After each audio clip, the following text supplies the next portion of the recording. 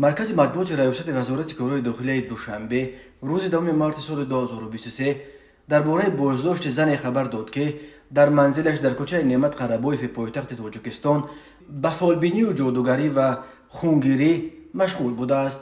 در اطلاع گفته می شود که نوابسته از تاکیدهای همیشگی و اندیشیدن چاره‌های دخلدار قانونی متاسفانه باز هم هستند نفرانی که دیده و دانسته دست به فالبینی و جادوگری میزنند.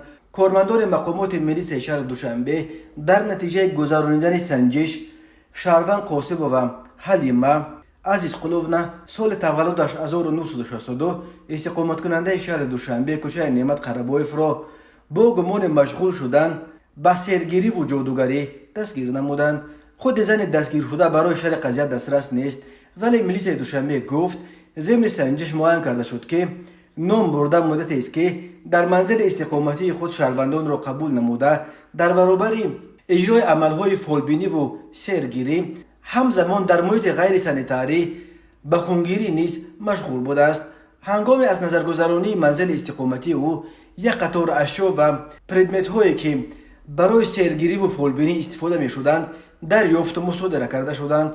گفته می شود در اطلاع ملی دوشنبه می افزاید تأسف آورش آن است که بعضی از شهروندان هنوز هم به عملهای مردم فریبانه چنین افراد باور نموده با مقصد عملی ساختن هر گونه نقشه‌های خود به فالبین و جادوگران مراجعت نموده باعث گرم نگاه داشتن بازار کاهنان و از بین رفتن این عمل نامطلوب گردیدند. از جمله هنگام سنجش معاین کرده شد که 3 نفر شهروندان کوتاه‌اندیش برای اجرای عملهای فالبینی به نزد شهروند قاسم و حلیمه آمدند. نام برده در اصل یگان خیلی معلومات طبی و دینی ندارد.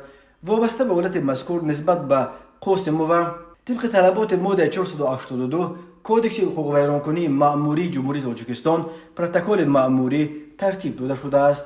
این بند قانون برای مشغول شدن به سحر و جادو و فالبینی همچون جزا به شخصان واقعی جریمه به اندازه از 40 تا 50 نشان دهنده برای صبح‌ها و در صورت تکرار عین عمل در دوام 1 سال بعد تعیین جزای مأموری به آنها جریمه به اندازه از 60 تا 100 نشان دهنده تهدید می‌کند. در تاجیکستان از سال 2006 به این طرف فعالیت فالبینی ها را قانونا منع کردند.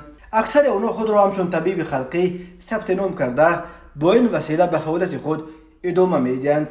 تقریبا هر هفته وزارت کارهای داخلی تاجیکستان از بازداشت شهروندان خبر می‌دهند که در این یا آن گوشه جمهوری به فالبینی و سحر و جادو مشغول می‌شوند.